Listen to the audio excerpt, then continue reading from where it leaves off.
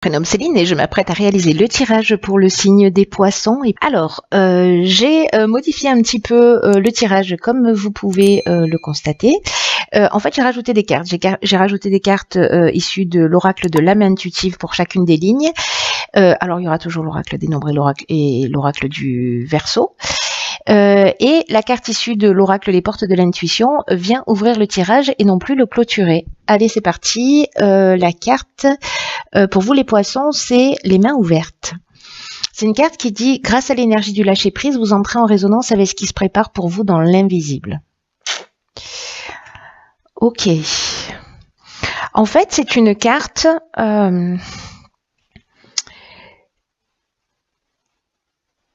qui nous dit que d'une manière irrésistible, on fait appel à la loi de l'attraction, que d'une manière irrésistible, vous allez attirer avec vous tout ce qui vous correspond.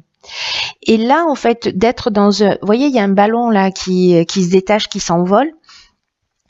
Là, on vous demande d'être dans le lâcher-prise, d'être dans le détachement, parce que c'est comme s'il y avait besoin de laisser des choses derrière soi, qu'il fallait être dans une attitude d'abandon au mouvement de l'existence. Il y a une notion d'arrêter d'essayer de contrôler les choses, peut-être de vouloir garder absolument ou de s'agripper à des personnes ou à des situations. Parce que là, c'est comme si c'était la fin d'une forme de résistance. Voilà ce qu'on vous propose. Et d'une certaine manière, on vous demande aussi de changer radicalement d'état d'esprit pour vous attendre au meilleur. Voilà, si jamais vous voyez les choses d'une manière un petit peu négative. Et là, en fait, pour vous aider, ce que cet oracle nous propose, c'est de faire une liste de tout ce à quoi vous êtes prêt à renoncer. Tout ce à quoi vous êtes prêt, tout ce que vous êtes prêt, à laisser derrière vous. Pour pouvoir avancer, pour pouvoir vous détacher, pour pouvoir vous libérer. Et une fois que vous avez fait cette liste, c'est de commencer à mettre en action des choses pour agir dans cette direction.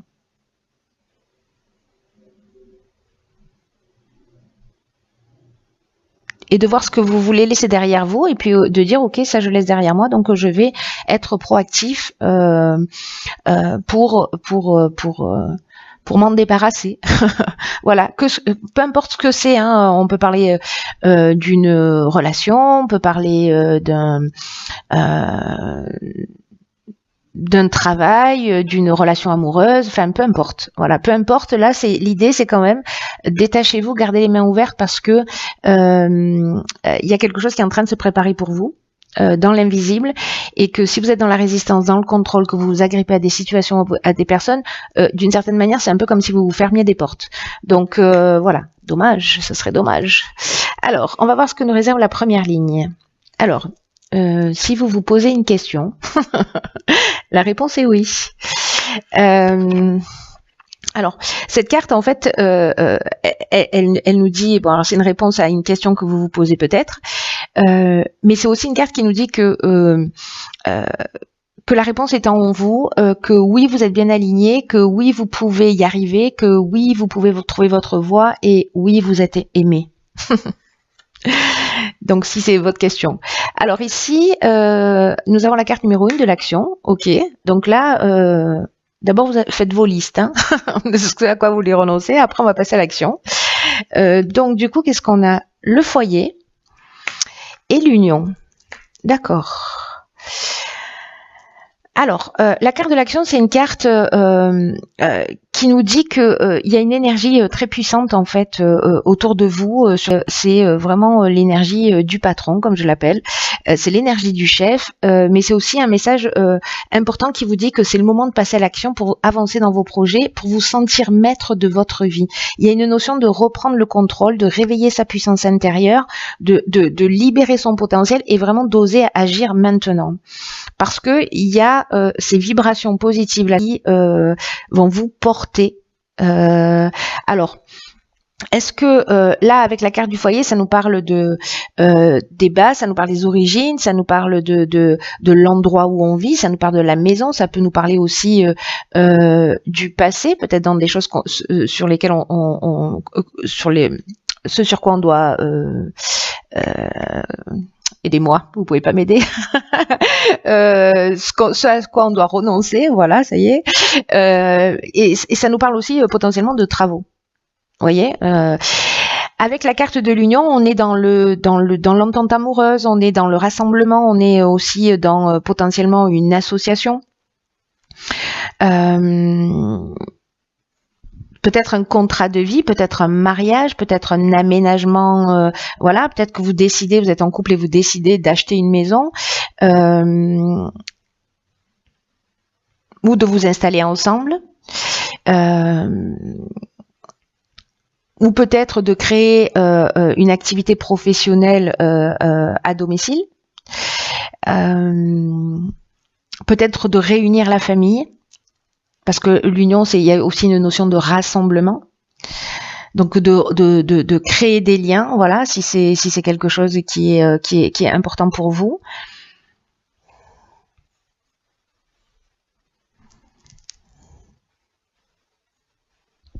Ou peut-être certains vont se marier chez eux. Voilà, c'est possible. Dans leur maison. Ou alors, parce que comme le foyer, ça nous parle aussi de la famille, des ancêtres, des origines, etc. Il est possible qu'il y ait aussi des réunions de famille et que peut-être que, voilà, peut-être que ça vous donne envie, mais que vous osez pas le faire ou pour X raisons. Là, on vous dit, allez-y, banco, hein, réunissez tout le monde. Voilà. Et si vous devez aménager ensemble, aménagez ensemble. Alors, ici, nous avons la carte les relations. Ok. Ensuite, nous avons la carte 41 des ressources, très belle carte. Nous avons la carte du chakra et nous avons la carte de la discipline. Ok. Alors, par quoi je commence? Je vais commencer par la carte des relations. Parce que comme il y a une notion quand même de peut-être pas s'accrocher à des situations ou à des personnes, etc. Là, ce qu'on vous dit, c'est que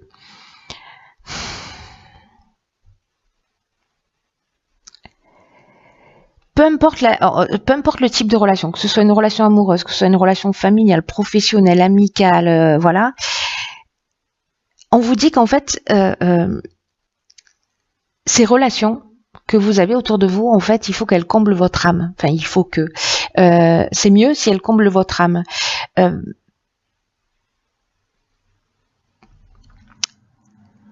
ce que nous dit cette carte, c'est qu'il faut pas se contenter d'une relation qui n'est pas, qui ne soit pas épanouissante. Donc là, on vous dit peut-être vis-à-vis de vous ou vis-à-vis de l'autre, en tout cas, de grandir à travers l'amour, à travers la compréhension, à travers la compassion, à travers l'aspect, à travers votre empathie.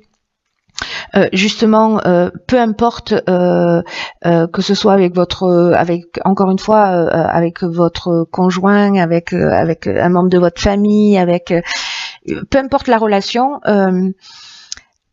Ici, on vous demande de vous découvrir vous-même et de prendre le temps déjà de nourrir cette relation avec vous-même pour savoir ce que vous souhaitez vraiment. Là, ce qu'on nous dit, c'est que vous êtes la personne la plus importante de votre vie.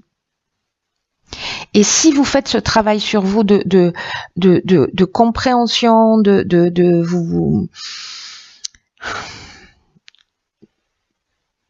de centrage sur qui vous êtes et d'apprendre vraiment cette relation, d'ailleurs, c'est ce que vous propose la carte les mains ouvertes aussi, hein, c'est-à-dire de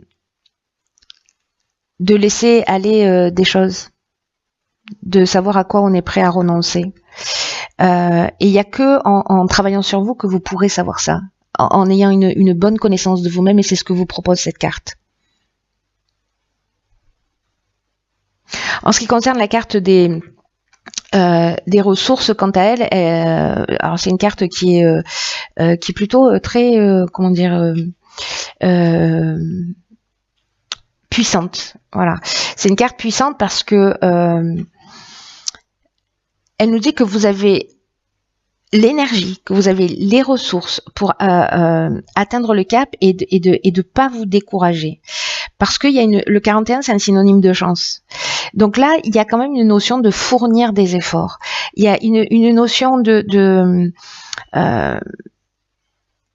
faire confiance à sa force intérieure, mais je crois qu'il y a un travail en amont, vous voyez, pour retrouver son équilibre, pour se centrer, pour être dans une paix intérieure, dans une sérénité, d'être en paix au niveau émotionnel, au niveau psychologique, d'être en accord avec soi. Il y a quelque chose de très important qui est lié à ça, et c'est pour ça qu'on vous propose en fait d'apprendre à avoir cette relation juste avec vous-même et d'accepter de laisser partir un certain nombre de choses, voilà, pour avancer.